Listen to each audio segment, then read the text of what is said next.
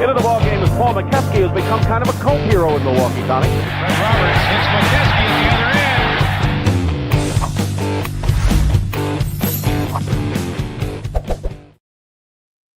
end. And good evening, everybody. Welcome to a Monday edition of We Got Next. I'm Ricky Hampton with my great friend, Paul McKeskey, former Milwaukee Bucks center and 12-year veteran of the National Basketball Association.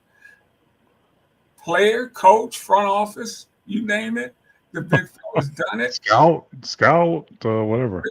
We're here actually representing the teams that we hope would have got the World Series, but came up a little short tonight. My beloved Tigers and Mo's Milwaukee Brewers. But Mo, speaking of baseball, what a series between the Dodgers and the Blue Jays. Yeah, I mean, every game was exciting. 18-inning game. Double plays at end games, close calls at home and first, and pretty much everything you could want. It looked like Toronto, Montreal stole the game, and then Dodgers win the 18-inning game and have control of the series, and then Montreal gets it back, and Toronto. Sorry, Toronto gets it back. And take control of the series, and then the Dodgers go up to Toronto and win two really close games. And like we were talking earlier, if baseball was like this all the time, there'd be a lot of people watching. It was pretty spectacular. Great plays on both ends, unbelievable.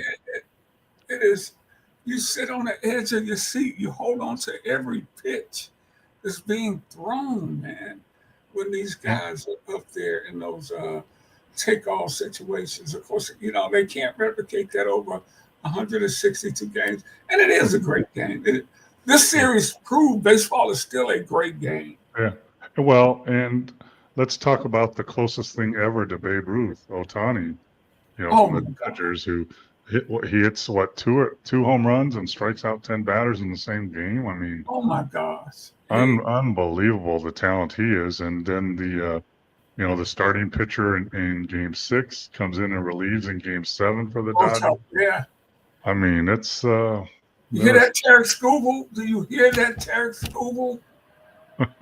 We got the best pitcher in baseball, and AJ Hinch, great manager, won't let him pitch more than 7 innings, man. Yeah, I mean, I couldn't pay him all that money. If I can't, you are my guy. Take us home. I mean, that's unusual for major leagues anymore. But, let's talk about a manager's move when the Dodgers manager substitute a defensive player in center field, and he makes that spectacular catch. Yeah, I mean, that means, managing and coaching does matter in the major leagues. It does. Because he had a tremendous jump on that ball because the other guy was not going to get it, and they kind of collide. Mm-hmm. The ball lands. This Blue Jays having a parade. Yep, absolutely. And guess what? The taller guy caught it. Yeah. The big fellas. Yeah, great World Series. Kudos to both teams, man. It was great for baseball. Hey, Mo, but, when I was a kid, I'm going way back here, obviously, as old as I am, the World Series, they had day games. Mm-hmm. Yep. We would watch the game in school. It was a big deal back then. I remember I think it was grade school, having a transistor radio with a little earplug and listening to the games on the radio because they were day games. Yeah. Hey, Mo, that was high tech back then, baby. Oh, we had an earplug and everything, man. Tried to. I went to a Christian school taught by the nuns, so I tried to kind of hide it a little bit and listen to the game. My sister Mary Joseph caught me and smacked me with a ruler. Get out of here.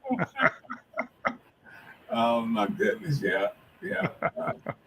Great job by both teams. Congratulations to the Dodgers. clearly the best team money can buy. You know. Yeah, I mean, it used to be the Yankees, right? And now it's the Dodgers. It's money can buy you a great team, but all the pieces have to fit. It Right. has to make sense, and the manager or coach has to manage them or coach them the right way, and it has to be the right players, not only on the field but off the field that get along. And there's a lot of different things that go into building a team besides money. And don't get me wrong, money fixes a lot of problems and gets you free agents and gets you the players you need. But if you don't make the right decisions on the players you pick, then you're going to struggle and you're going to be wasting money. Right. Absolutely. And Mo, you played the sport where it is the ultimate team sport, basketball, because you know the five best players don't always win. You got to have guys that are willing to do things some other guys want. Everybody is know your role and accept your role. You've always tried to teach me. You say it a little differently, but that's the essence of it. And we're watching what's happening down in Memphis. But I want to, like we've talked before, Ricky. The five best players. I don't want that. I want the five players that make up the best team, and that's so Yeah. key. Because guess what? You can't have five guys taking 25 shots a game. It doesn't work. Right. Guys got to rebound. Guys got to pass. Guys got to set picks. Guys got to execute. Guys got to take charges. So Right. I think that's overlooked a lot in the NBA game now. The NBA teams are so mesmerized by talent and Star power. young players that have all this talent and but and it's hard to measure or hard to evaluate basketball IQ, heart, competitiveness, and being coachable. Those are the things I want in a player. Paul, that's really a good point, man, because you look at now, and I think a lot of this is media driven. These you got to have a big three on a team. Like Phoenix, I think they had Kevin Durant and Devin Booker and Beal, I think Beal and Bradley Beal, and that Mhm. that went nowhere. The Clippers have had all-star rosters and done nothing with them. You got to have guys that are going to do the dirty work. Yeah, you can't. Like I say, it's like a puzzle. It has to fit. All the pieces have to fit. You can't have five guys on the floor that are shooters. You can't have five guys on the floor that are drivers. You can't have five guys on the floor that can only rebound. You have to have a mix of everything. And that's where the key is. And then you got to get those players to believe in that mix. And that's when you have success, like OKC and Denver. They've proved that in the last couple of years. Yeah. I think of when LeBron went to Miami a few years ago with Wade and Chris Bosh. Bosh was a 20-point-a-game scorer in Toronto. He didn't come close to that in Miami. Yeah, he accepted his role, right? You're going to rebound, play defense, score when he's needed. But it's interesting how the NBA, goes through phases. Like it used to be early in my career, Twin Towers. You had to have Ralph Sampson and Hakeem Olajuwon or McHale and Parrish. And then it went into Showtime. You have to have five players that are interchangeable. They're all 6'8". Then it went to Batman and Robin. You have to have a superstar and then a guy that plays off them. Then it went to the big three. We got to have three stars that know how to play together. And, so it's all cyclical. But in the bottom line, your best team on the court, in the locker room, coachable. Those are the teams of Oklahoma City, Denver, Golden State when they're rolling. They have players that did a little bit of everything and accepted their roles. I got to bring these guys up. I had a chance to cover them. That 2004 Pistons team is a great example of that. It was a team. Phillips and Isaiah. Richard Hamilton in the backcourt, Ben Wallace, Rasheed up front, Tayshaun Prince. All just really good players, no superstars, but they played so well together, and they guarded you. Mo. Yeah.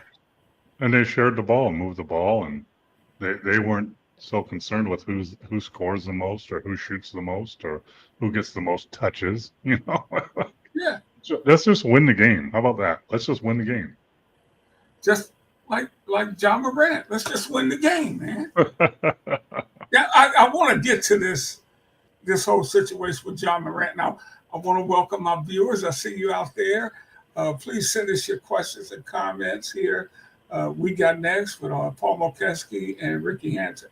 When stuff go down in the NBA, I'm always happy to know I'm going to get a chance to talk to Mo about it and share it with you guys, because Paul has seen a lot of stuff go down in the NBA. I don't know if you've seen one quite this bad, though, with what that went down with John Morant and his coach the other night. After Morant had a terrible performance, he really tried to blame it on the coaches.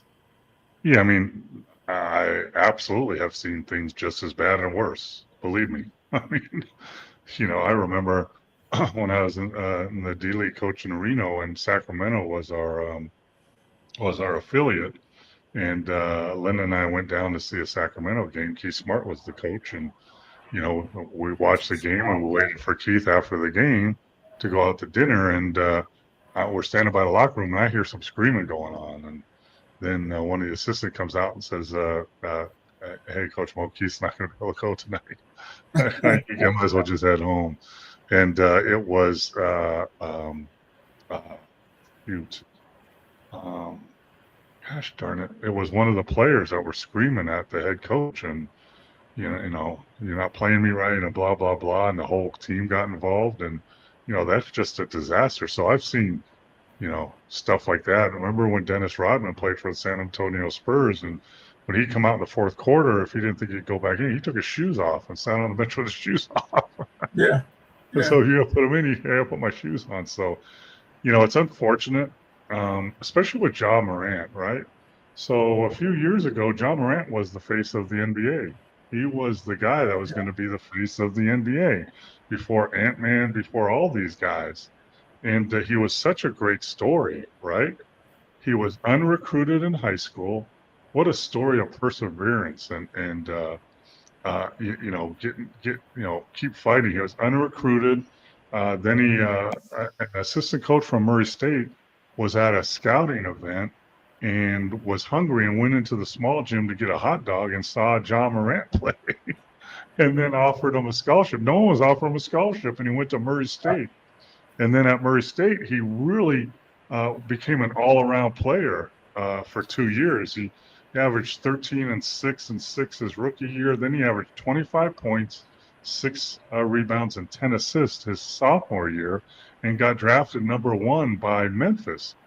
And he's athletic, talented, personality, can shoot the ball, high basketball IQ, and there's your guy. And then from then on, it's just kind of been a disaster with injuries, suspensions, and it seems like he just doesn't learn, about, how you're supposed to have respect for the coaching staff. Even if you don't agree with them, you're supposed to have respect for your team and your organization. And, he lashed out in the game. I think he was 4 for 17 or something, and they didn't put him back in the fourth quarter. Yeah, so there's not like he was lighting it up. So they went with another player instead of him, and it reminds me of back in the day when Tony Kukoc was with the Bulls, and at the end of the game, I think Michael Jordan, that's when he had stepped away for a while.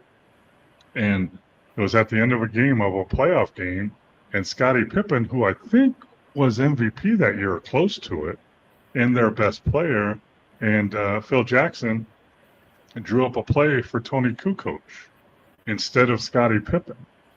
And Tony Kukoc was a European player, very skilled.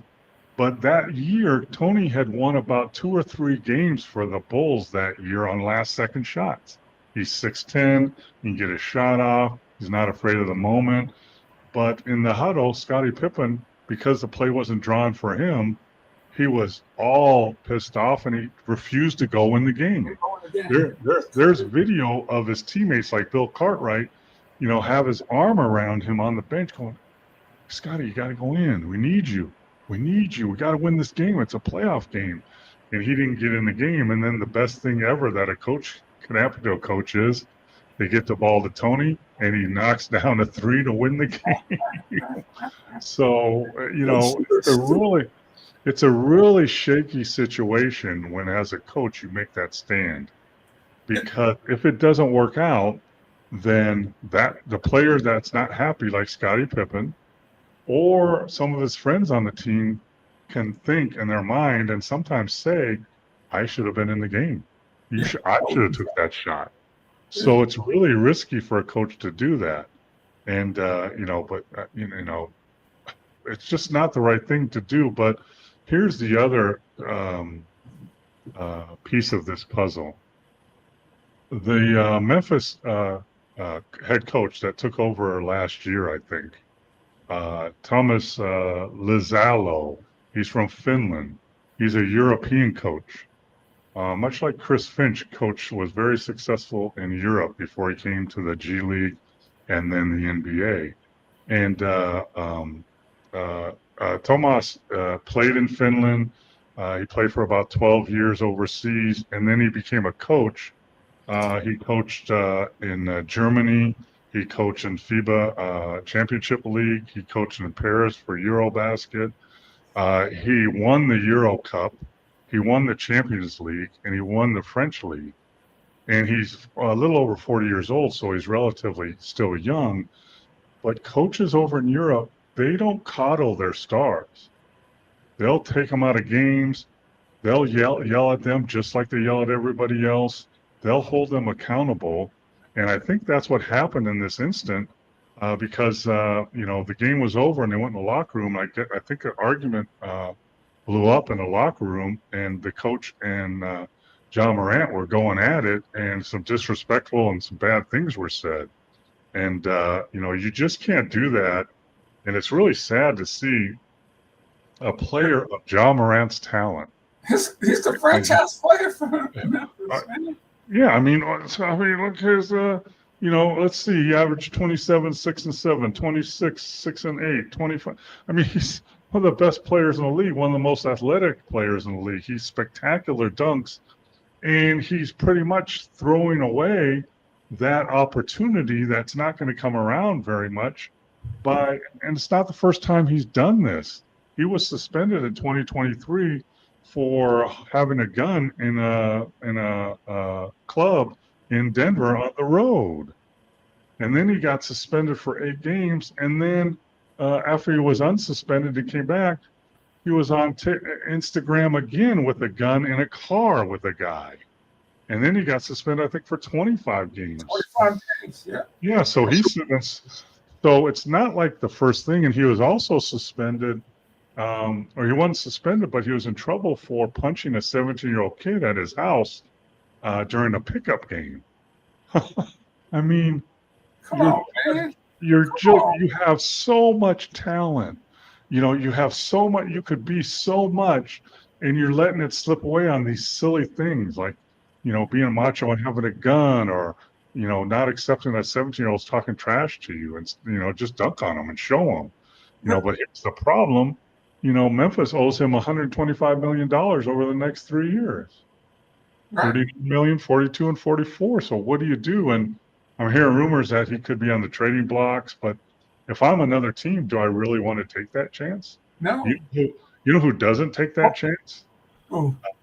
OKC or teams that are in the mix, because he could just mess up everything.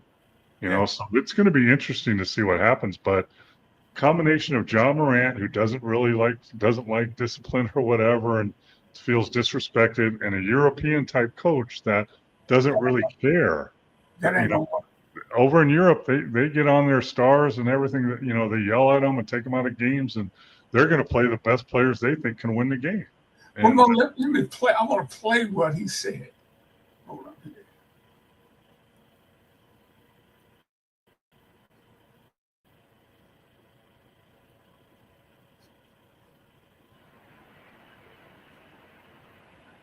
Oh, don't do this to me. Can you see it, Paul? no, And it's buffering.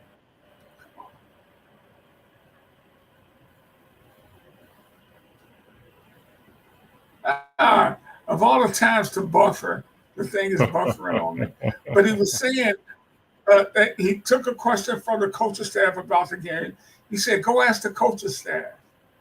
Then the reporter, and then when asked what could have been done differently, other than asking the coaching staff, according to them, probably don't play me. yeah, I mean, Well, as bad as he was playing, that would probably be a good choice, Mo. Like you said, he right. wasn't lighting it up. And Mo, if you watch some of that tape, he's standing around out there too.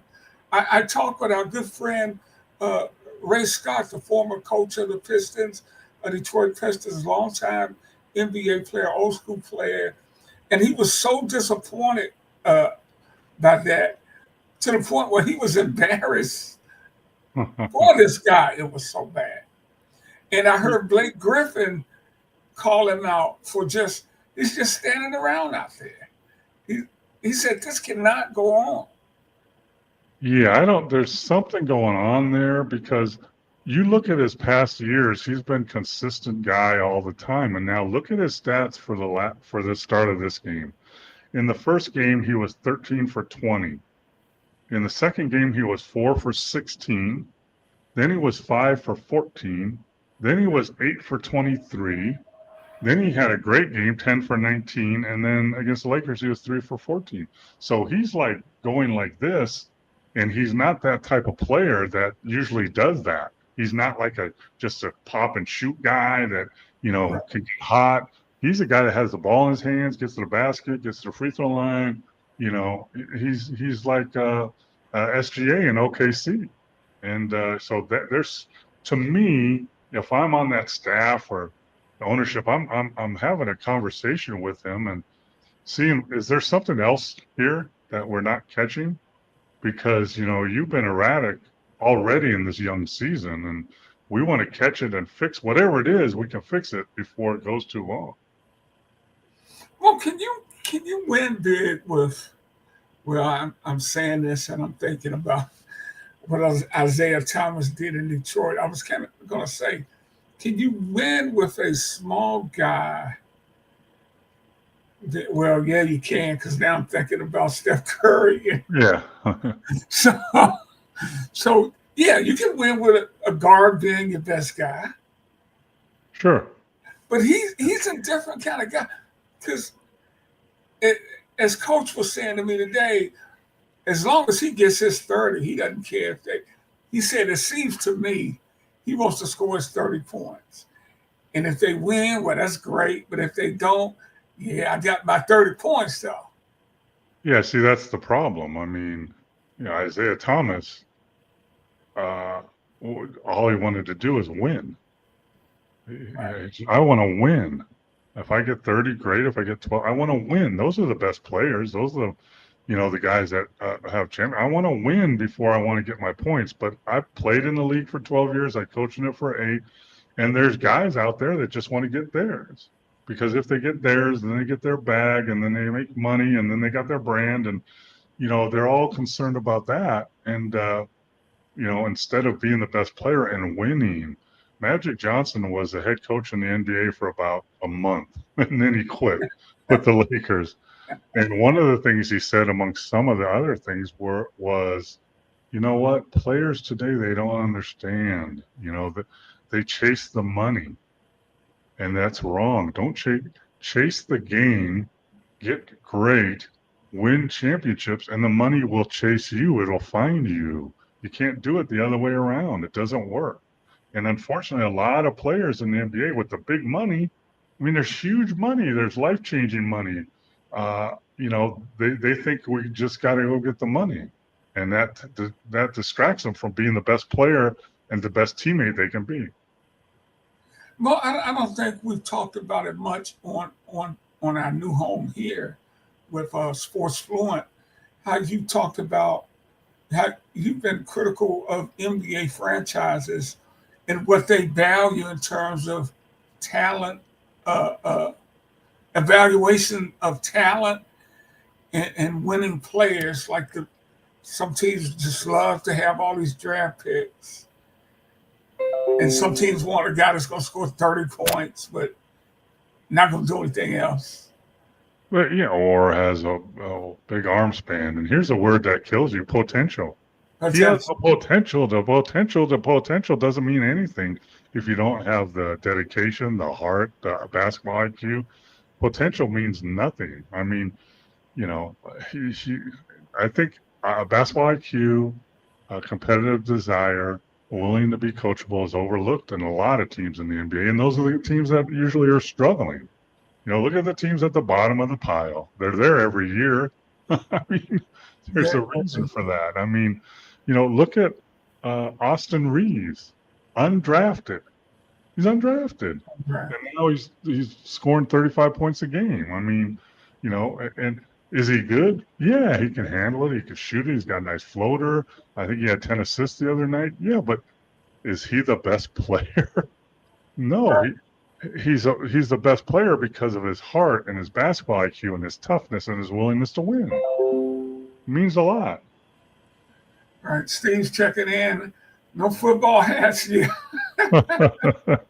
No, my Chiefs and my Packers lost, man. And my Lions lost. Yeah, tough weekend. Steve. Hey, we're gonna get to some other NBA. Hey, Steve, you give me crap all the time for not having a Brewers hat, and I got one now. Come on, man. Well, they lost too, so yeah, but they got there. Hey, Mo, John Morant has stole the headlines for all the wrong reasons. But the NBA season's here, and we're getting on a roll here. And Wembanyama got off to a great start, but you think teams have figured out something about the big fella, Mo?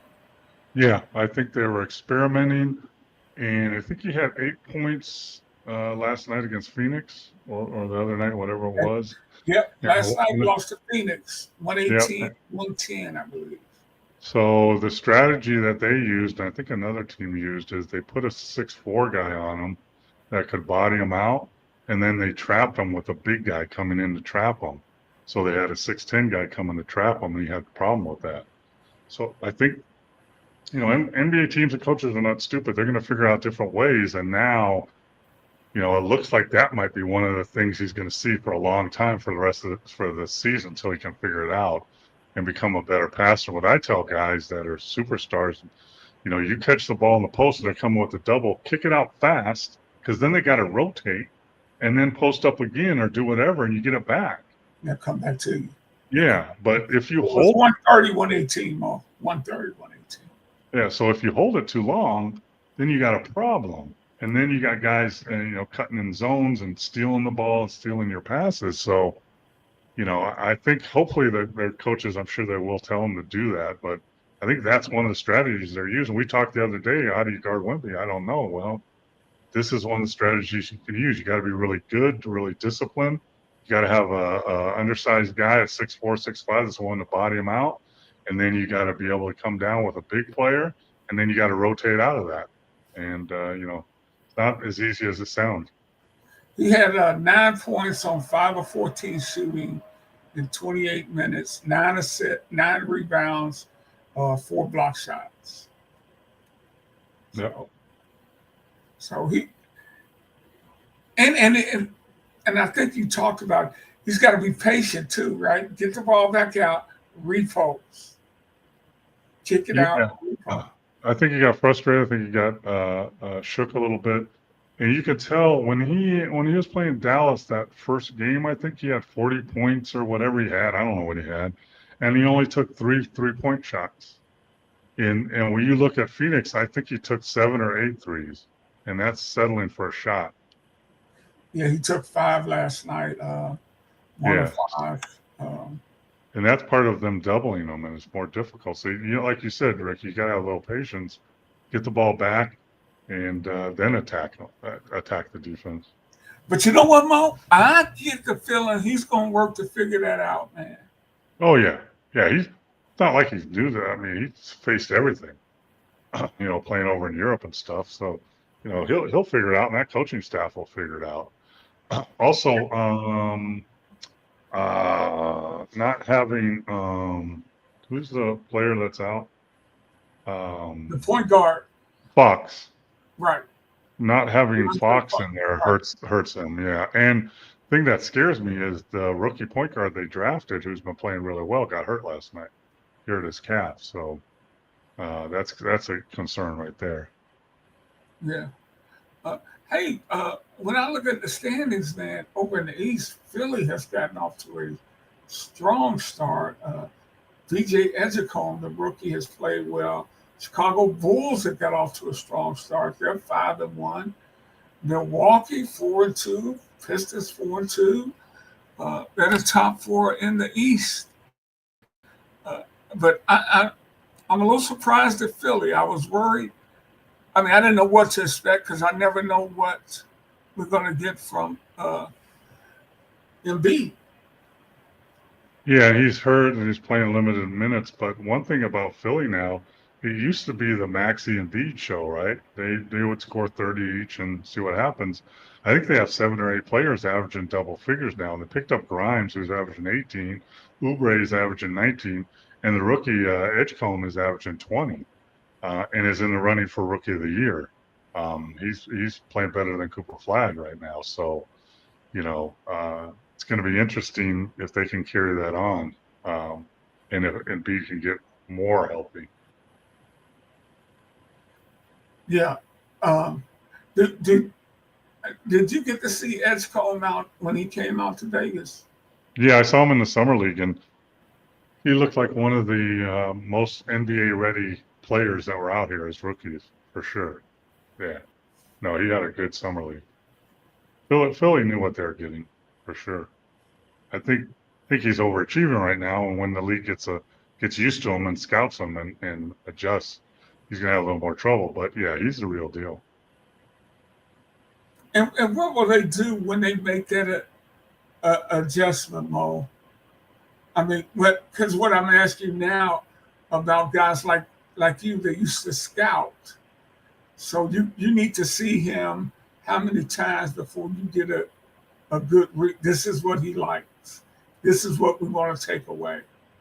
Probably a month or so, but players talk amongst themselves, and coaches talk, and that's why as a player at that level, you need to have all the options open. You can't just be able to drive left or right. You got to go both. You can't just be a 3-point shooter. You got to shoot pull-ups. You got to have all these things so you can take what the defense gives you when it's time, or else you're in trouble.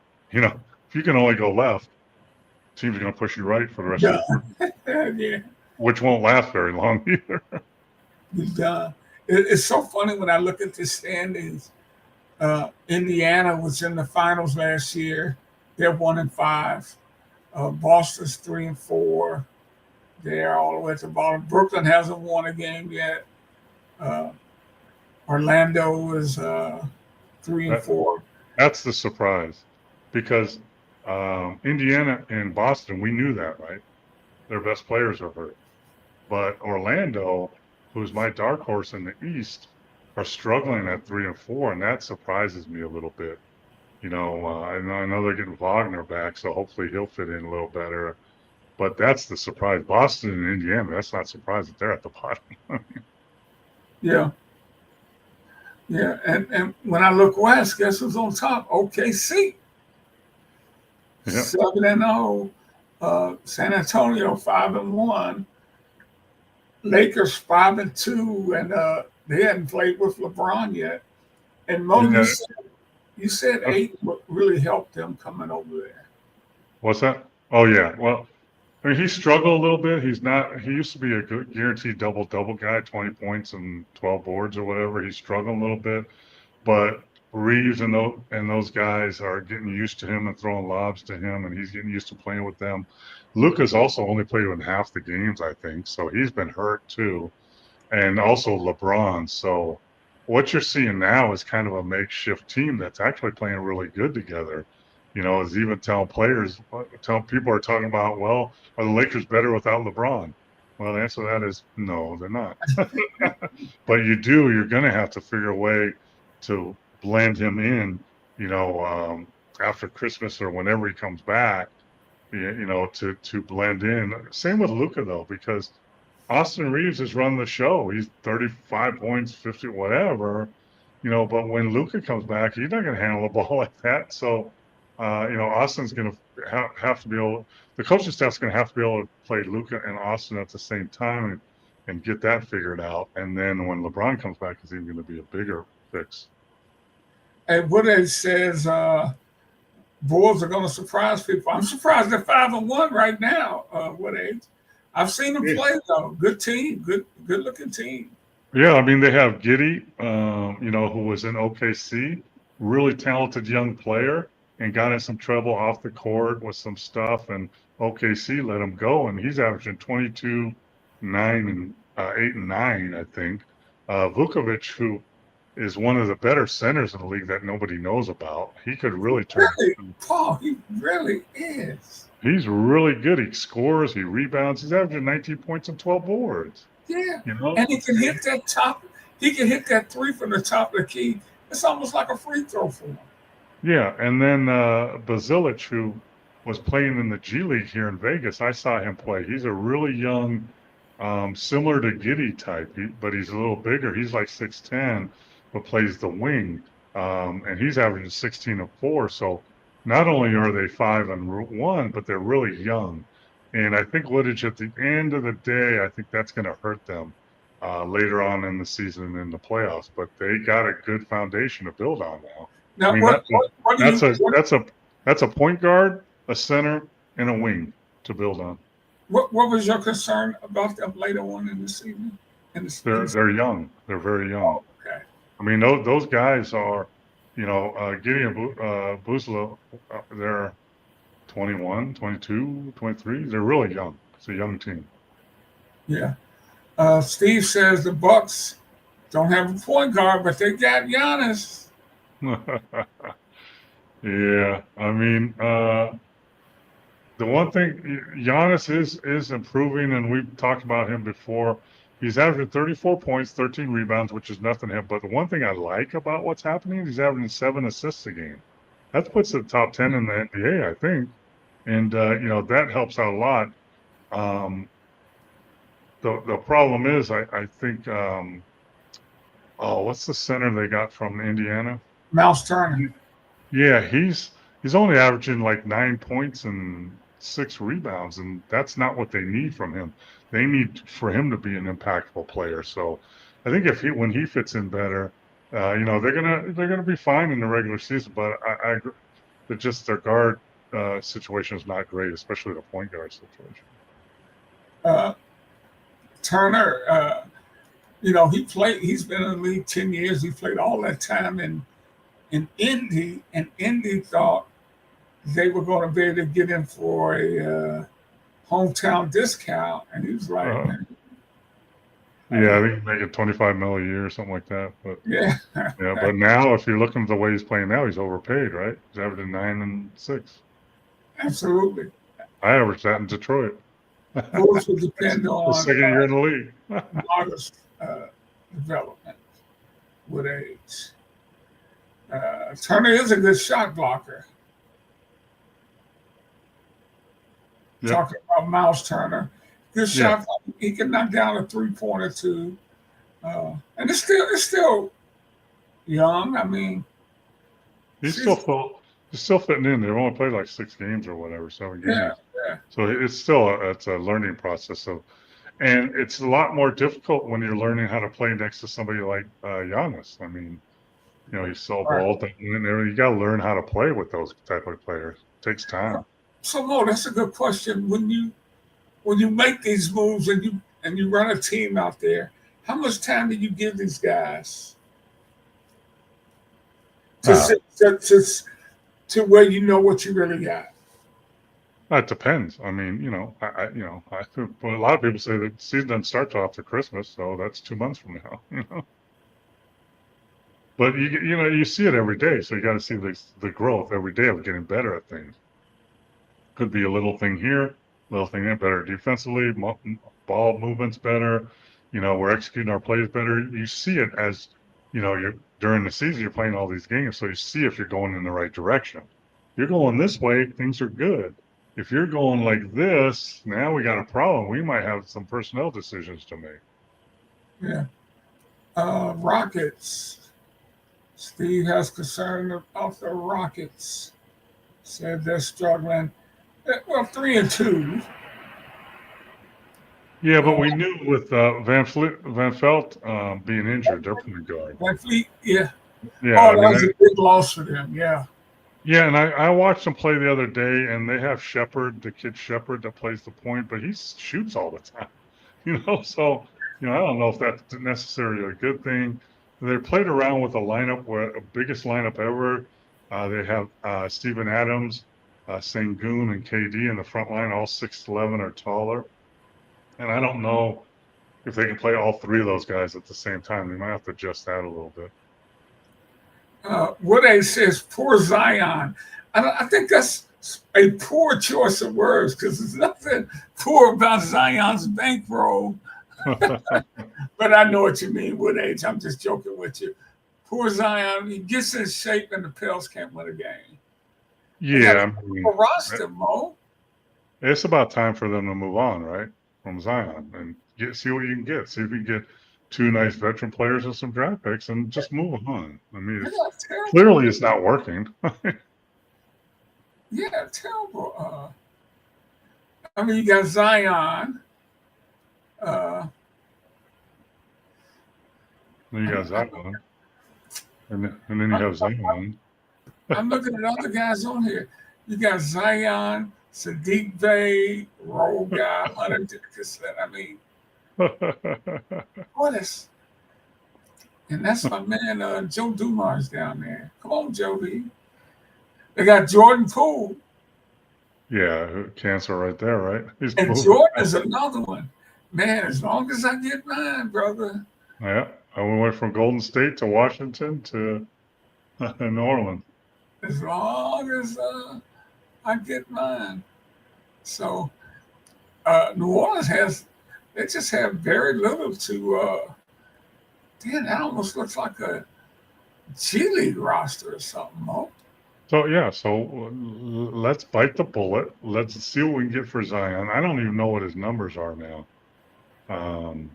Do you know? We'll look it up. No, I'm actually looking this up right now. But if he's playing okay,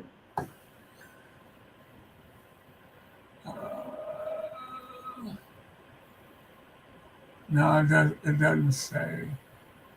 he's averaging 23 points a game, 7 rebounds, and 5 assists. And he's only played in 5. He's played. Oh, wait, no. Yeah, he's played in 5 games. So, it's time to move on. See what you can get for him. Shop him around. I mean, what do you got to lose? I tell you, I wish somebody would let you spend a couple of years in that front office, man. I think you could put together a squad, brother. I know I could. It'd be interesting. Some people might not be happy, but we'd start winning, I'll tell you that. No, that's right, man. Let's see. Coming up here. He's talking about, Zion, Murphy, Herb Jones. That's 3 players on that team. And that's your problem right there. Yeah, exactly. Yeah. You're talking about. Time to move on and get younger or something. Have a purpose. Have a purpose. Have a direction. Go in that direction. Steve was talking about what do you think about refs having earpieces in their ear?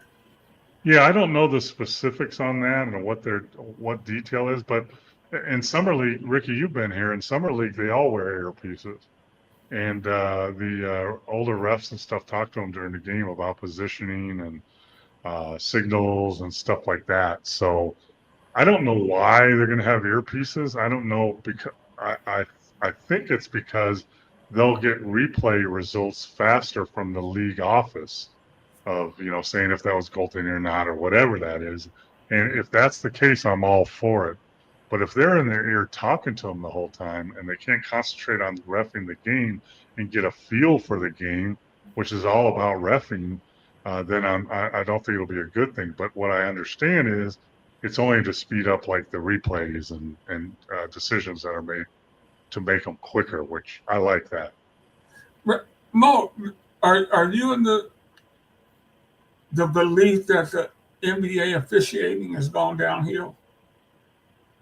Well, I think it's changed over the years. I mean, when I played, we had two refs, and there were guys that have been around, and they've been around the league, and the players knew them, and they knew the players, and you knew not to disrespect them, and if you did, they'd tee you up, and you knew who was more lenient than somebody else, and so it was more personable. But now it's such a big business, and there's three referees, which I think clogs it up a little bit.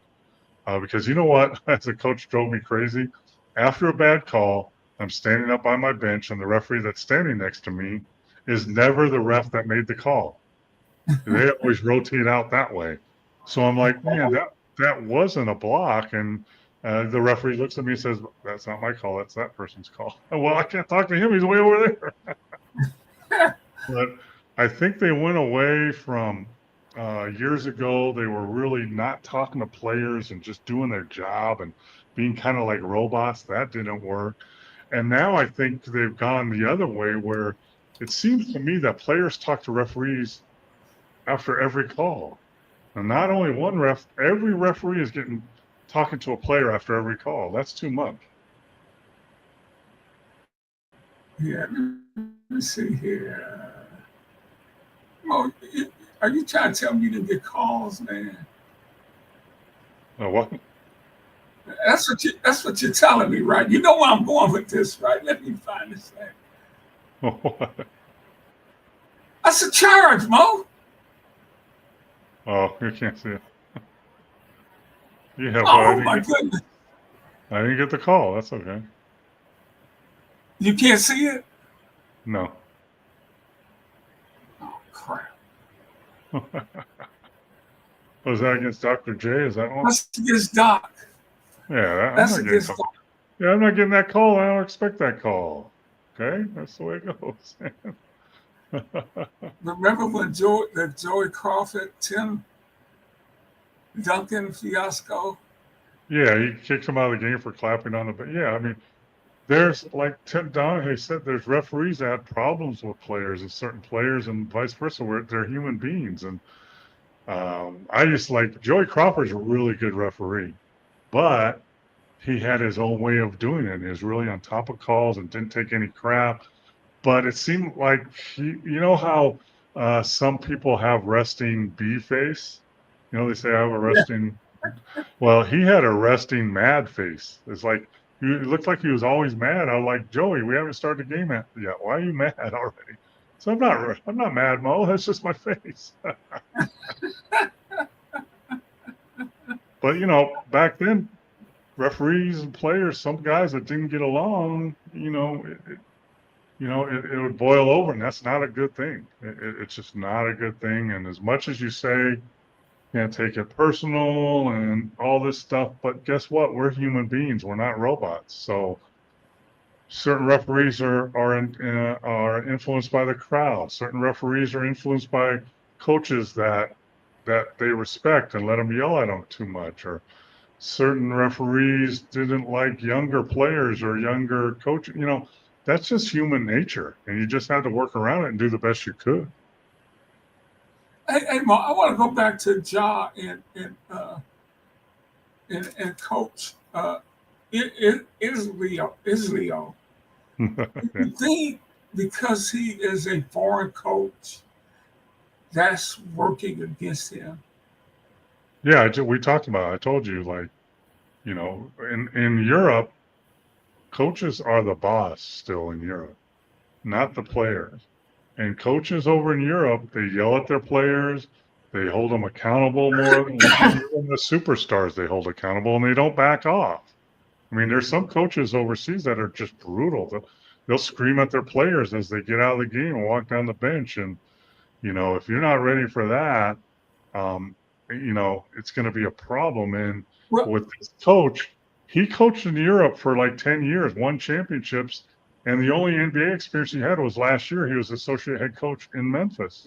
see, that's what I'm saying. Do you think John looks at his resume and say, this guy doesn't know more basketball than me, and he probably knows 10 times more basketball than John? Yeah, I don't know if that's it. It's why are you yelling at me? No one's yelled at me before. Why are you being so critical of me? No one's been critical. Why are you holding me accountable? I'm the best player. I don't need to be accountable. I think that's more the problem than not being experienced. But Well, it's give and take both ways. I think of what you told me. It was a couple of years ago, right on this show. Nate McMillan sat Trey Young for not practicing. Shoot around. Right. You said somebody's going behind that, and it's probably going to be McMillan. And a couple of weeks later, he was gone. Yeah, and you know, Trey knew what he was doing. You know, it was that shoot around before a game. Shoot around before a game is just walk through the plays, and Trey was hurt, so he wanted to get treatment. But you go out there, you sit on the bench, you ice your knee, and you watch for 45 minutes, then you go back in. He knew what he was doing when he didn't do that. And the rule for the team was if you don't, if you're not at shoot around, you don't play in the game. That was the rule. So Nate had no choice, but he had to do that, right? Well, I mean, it cost him his job, but it happens all the time, man. It's like, you know, okay. You know, we're paying this guy $50 million, but he's killing us out there. You're going to keep him in the game because the owner wants him in the game. You're going to take him out, try to win the game. That was all the time. Wow. Wow. Yeah, that's pretty bad, man. I mean, with the money and the egos that are in the NBA right now, man, head coach in the NBA, you know, players got to respect you. They got to like you. You got to like them. All these other stuff. It's not about X's and O's and playing well. I mean, Ja was 4 for 14, whatever he was. 3 for 14. Would you put yourself in the game if you're struggling? You were struggling. Let somebody else try. Right. Right. Speaking of Ja, he's out 4 weeks with a sprained MCL. Who's that? Trey Young's out 4 weeks. Oh, yeah. There's a lot. It's concerning too. How many injuries are happening early in the season now? You know, Luka's out, LeBron's out. Trey's out. There's some other players. There's a lot of players that are out really early in the season. That's a concern. Yeah, and they have the finest, have all the technology, finest equipment, and all that stuff. Hey, your thoughts on Cooper Flag so far, Mo? Well, he's struggling as a rookie, and you know I've said this before. They're playing him out of position. If Dallas continues to play him at the point guard, he's going to struggle. He's not going to have a chance at Rookie of the Year. You said that. If they let D'Angelo Russell play the point and let Cooper Flag play the wing like he's played his whole life and run the floor and do what he does, then he's got a chance at Rookie of the Year. But if you continue to play him at point guard, he's not a point guard or a point forward. Not saying that if he gets the rebound, he can't bring it down. Of course, everybody does that now in today's game. Even the Joker does it. Even Embiid does it. But you should outlet the ball. Get the rebound and outlet the ball to Cooper Flag. Makes no sense. Will that experience playing him there help him when they get Kyrie back? No. There's nothing. No, it'll hurt him. I mean, you know, Cooper Flag is the finisher. He's supposed to catch the ball on the wing and finish. He's not supposed to pass the ball to someone to finish on the wing. That makes no sense at all. It just, you know, and okay, is he going to get a little more knowledge from playing the point guard about plays and sure, you can do that watching video. Get with an assistant coach. Coach, can you go through the plays with me? Yeah, look, watch. We'll do it on the screen in my office. Here, boom, boom. See that? Yeah, okay.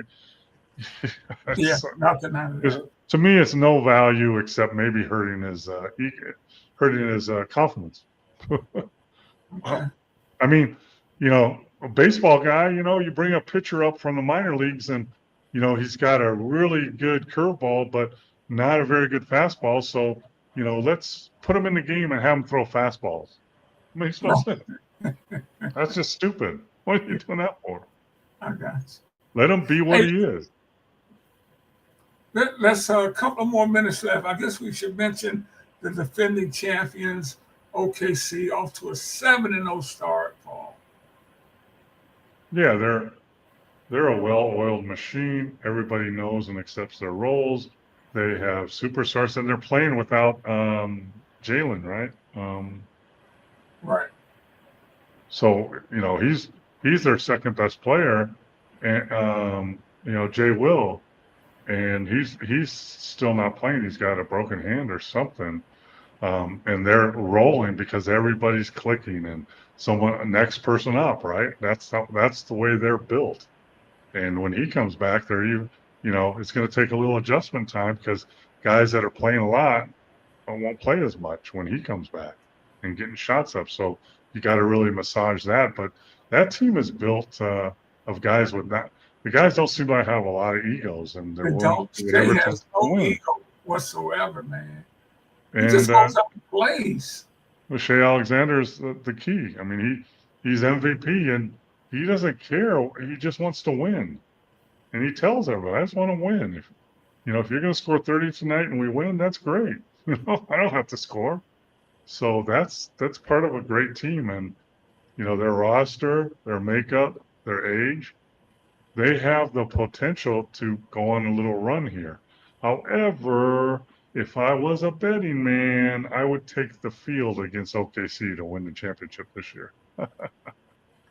It's going to be interesting if LA ever gets everybody healthy, because I'm surprised that they're 5-2 start.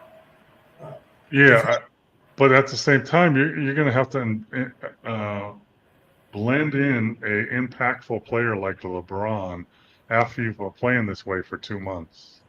That's very difficult to do, and it's going to be up to LeBron. And I think he's done it before. When Luka came last year after the trade, he told Luka, don't blend in, be Luka. We don't want you to blend in. We need you to be Luka. So when LeBron comes back, he needs to tell his teammates, keep doing what you're doing. I'll figure out where I fit in and help us win. Does missing this first month of the season, will that help him down the stretch? Be fresher? Yeah, I mean, you're resting your legs. We used to always say, when we were practicing, in the 60th game of the season and someone's been out for a while and he comes in practice and he's dunking it and everything, going, yeah, young legs, man, you got to rest for a while. Yeah, so, but at the same time, I mean, physically, yes, but blending in and psychology of the whole team, no, he needs to be part of this, and go through the process. So hopefully he's not out for more than another month or so, because then you'll get into the dog days of February and March and, going into the playoffs, and then you'll be part of the team that you can be. We've been through this because that's part of the playoffs. You need to go through the battles you've gone through. Steve mentioned it, and you mentioned it earlier too. Steve said he's been terrible. He hadn't put up the numbers, but I think just having that big body out there has helped them. Yeah, I wouldn't say terrible. I mean, if you're going to say Aiden's been playing terrible, then Turner from Milwaukee, he's been playing terrible too. So I wouldn't say terrible. I think they're playing below their standards, but it's going to take time for them to blend in. And I think it's going to come. Turner, I think, has a more likely point. He's got to blend in with Giannis and all the people there. But Ayton has to blend in with Reeves and then Luka and then LeBron. And quite frankly, Ayton's not the most determined guy we've seen on the court. You know, he's going to have to get his, fire burning to want to win a championship because he's capable of averaging 20 and 10 because you don't have to run plays for him. He can lob, dunk, offensive rebound, put it back, and rebound and block shots. That's all he has to do for the Lakers to be a chance to get a championship. And if he'll do that and his teammates and coaches can talk him into doing it, they can have a nice run here. Yeah. Mo, we got to get out of here. It's 8 o'clock. Hey, it's football. Hey, man, thanks everybody for tuning in. Remember, during the season, we're here at 7 o'clock on Mondays. Yep. And So you can watch some Monday Night Football. Go watch some football.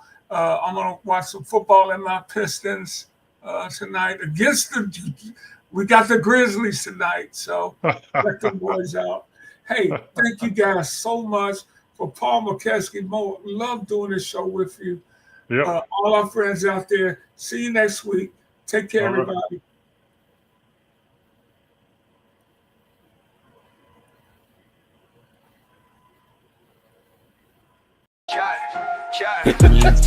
Fluent and chill, you can call it how it's played from the field to the court. Every legend gets weighed. Fourth quarter heat, over 2-minute drill. If you can't handle truth, better chill with the skill.